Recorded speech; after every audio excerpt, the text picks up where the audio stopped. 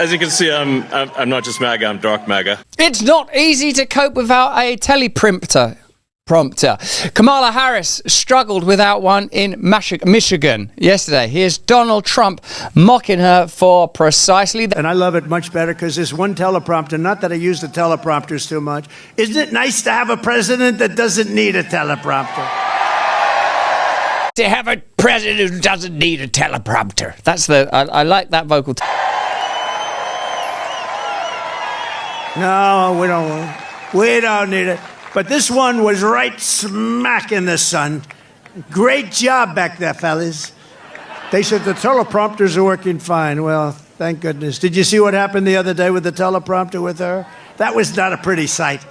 Remember his number? 32. Today we got 32 days until the election.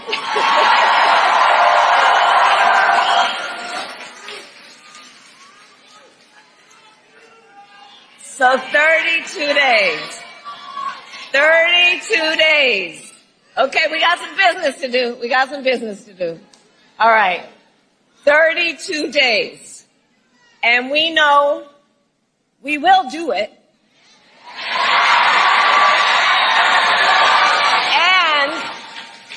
And this is going to be a very tight race until the very end. This is going to be a very tight race until the very end. We are the underdog, and we know we have some hard work ahead. Oh, that's not good. That's not good. Here's one of the things that sort of trended a lot on X and people were well into is that when Trump got to that, when he began his Butler, Pennsylvania speech, he went straight back to the point where he was. I've not watched this yet. I'm pretty psyched to see it when the assassination attempt happened. As I was saying,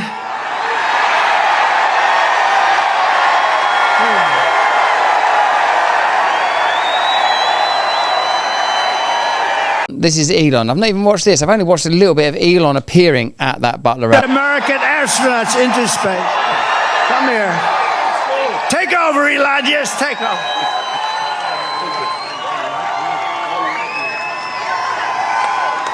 Hi, everyone.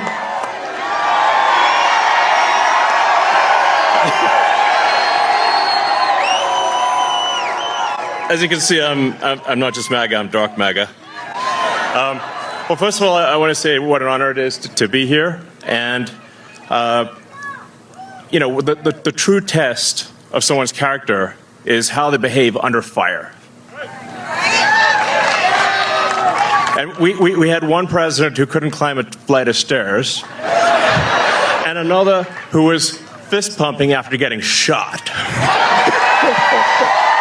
Fight, fight, fight! Blood coming down the face. Now, America is the home of the brave. And there's no truer test than courage under fire. So who do you want representing America? Yeah, absolutely. And I think this election, I think it's the most important election of our lifetime. This is no ordinary election. The other side wants to take away your freedom of speech. They want to take away your right to bear arms. They want to take away your right to vote effectively. You've got 14 states now that don't require voter ID. California, where I used to live, is just passed a law banning voter ID for voting.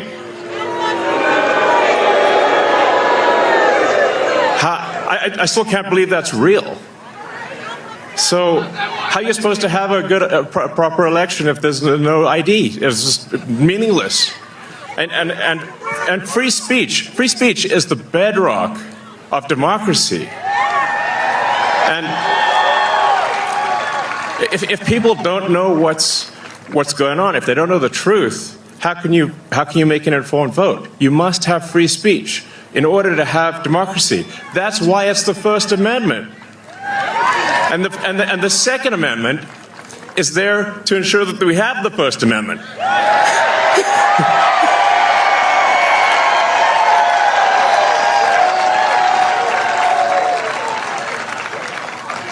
President Trump must win to preserve the Constitution. He must win to preserve democracy in America. Always have the curious phenomena of Trump sidelined when Trump has to stand there where someone else is talking.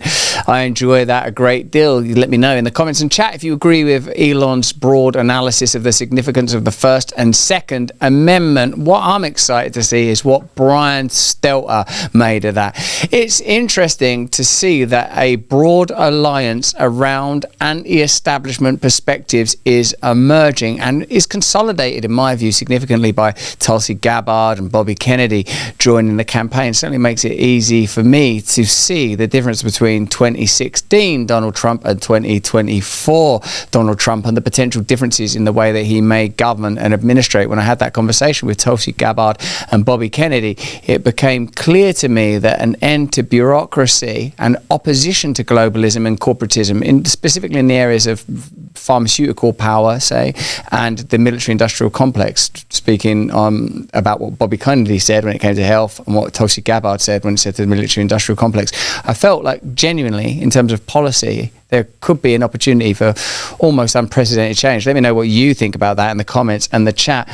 We can't continue to bring you this beautiful content without the support of our partners. We can't continue to bring you this awakening and hopefully enjoyable content without the support of our partners. That's why I've got to ask you, and I'm glad to ask you, are you struggling with back taxes or unfiled returns? The IRS is escalating collections, adding, get this, 20,000 new agents and sending over 5 million collection letters to kick off 2024 to spend on things that you probably don't agree with, like wars and measures and a total lack of infrastructure. In these challenging times, your best defense is Tax Network USA. Don't let the IRS take advantage of you. With over 14 years of experience, Tax Network USA have saved their clients over $1 billion in back taxes. No matter the size of your tax issue, their expertise is your advantage. They specialize in negotiating with the IRS, aiming to significantly reduce your debt. Tax Network USA doesn't just negotiate, they also protect your assets from IRS seizures and manage your yearly returns for ongoing compliance. Importantly, they are licensed to help you with all state tax issues, regardless of where you live in the United States. The clock is ticking. Don't wait as the IRS steps up its game. Seize control of your financial future now. Contact Tax Network USA for immediate relief and expert guidance. Visit taxnetworkusa.com/brand. Don't let tax issues overpower you. Turn to Tax Network USA and find your path to financial peace of mind. All right, let's get back to this content. And let's see what Brian Stelter says. Like, Brian Stelter, for me, is a person that belongs to the era of condemning Joe Rogan for using ivermectin, i.e. a discourse that can't survive in independent media spaces. And even though we're seeing Kamala Harris now enter independent media spaces tentatively, and I would imagine with due caution, she didn't want to participate, for example, in that health debate that's being held by Tony Robbins. If that's not been hurricaned off, it might have been hurricaned off. I wonder how this type of media comes over now. So I'm pretty excited to see Brian Stelter's analysis of Trump Butler. Look, Elon Musk has an unbelievably huge platform, especially online. How do you explain his transformation from someone who voted for Democrats and Obama in the past to what we see now, dark MAGA, and especially in terms of the context of the platform that he presides over? The phrase dark MAGA is interesting, and people might not be familiar with it. MAGA is interesting, and some people might not be familiar with it. I'm so glad just to hear that tone again. How many people do you know that say, I was a lifelong Democrat, I've always voted Democrat, but I just can't vote for them anymore? Let me know in the comments and chat. How many of you would never have imagined that you would vote Republican or vote for Trump, but are now considering it? Let me know in the comments and the chat. How many of you are concerned about the issues itinerized by Elon Musk? First, Second Amendment, free speech. Free speech is the one that frightens me. I consider it to be a real threat to free speech, the potential ascendancy, a first term of Kamala Harris, ultimately an ongoing role of the kind of globalist Democrats that we've seen sort of, maybe from Clinton onwards. Let me know when you think it began. That would concern me now. I think it's pretty clear from what's happening in Canada, under a kind of liberal authoritarian. Sounds like a juxtaposition. In the UK, under Keir Starmer, liberal authoritarian. Macron in France, liberal authoritarian. This is the greatest threat, where we're seeing that social democracy is leading to totalitarianism. Only people like George Orwell, Aldous Huxley, Franz Kafka foresaw that. Most of us have been concerned about sort of military despotism, like dictators, banana republics, strong men. We didn't realise, no, it's bureaucracy that you've got to fear. They heighten the sense of ongoing crisis to legitimise ongoing authoritarianism. Let me know how familiar you are with those arguments. Let me know if it makes sense to you. Let's have a look at the rest of Brian Stelter's analysis here. God love him. This is a meme, an online idea that has taken root over a number of years. Think about the Batman movie, The Dark Knight, the dystopian view of Gotham. When you hear the idea of dark MAGA, it's referring to this idea of an unleashed, unhinged version of Trump, a second Trump administration with no limits on its power. The idea of Trump saying, I'm your retribution, a more authoritarian version of Trumpism. That's the idea that drives dark MAGA. Even though some of the memes, some of the jokes might be sarcastic or edgy, there's a very real idea behind the idea of dark MAGA. So when you hear someone like Elon Musk say he's entirely on board, even with the more authoritarian impulses of Trump, that says something. That says that he's been radicalized over the years in his politics. All been radicalized over the years. We've come to accept authoritarianism, in particular, I suppose, as a result of the changes that took place during the pandemic, where it was normalized, legitimized by an apparent health crisis, that the government would ask you to stay in your home. Turned out that was unnecessary. Stand 6 feet away from people. Turned out that was arbitrary. Wear a mask. Turns out those were ineffective. Mandate the use of medications. Turns out that those medications hadn't been correctly clinically trialed.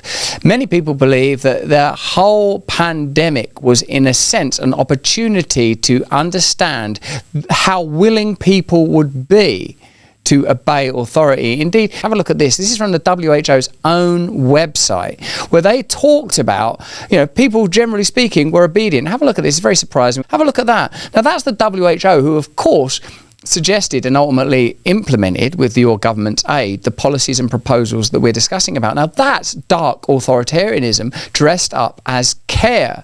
And what we're talking about through the censorship industrial complex that I think would be further empowered by a Kamala Harris presidency is yet more authoritarianism. So note how the opponents of Trump continually use to attack him ideas that they appear to be implementing themselves. Does that strike you as curious? Let me know in the comments and in the chat on Rumble, and let me know what you think of that WHO piece there. Because if you are Brian Stelter, how do you, after presumably opposing the Iraq war, justify in your own mind, and perhaps more importantly in your own spirit, a Democrat crowd chanting and cheering for Liz Cheney and Dick Cheney, and therefore, in my reckoning at least, for the Iraq war, and therefore I suppose it could be argued for the dead Iraqi children? What do we believe in now? It seems to me we don't believe in anything except more and more authoritarian power being granted to the state in order to ensure that various vulnerable groups are protected from whom and protected how. And do you believe that that is their motivation based on how they've behaved when it comes to a variety of other issues? Let me know in the comments and chat. We've got to see the rest of Brian Stelter. I can't resist the guy. Musk is also using his platform X to drive support to Trump. I noticed when I logged in yesterday during the Trump rally was always at the top of my feed. It almost felt as if he was forcing it up algorithmically to make sure everybody was watching the rally. You'd never have Google, for example, prioritizing stories that were beneficial to centralized interests.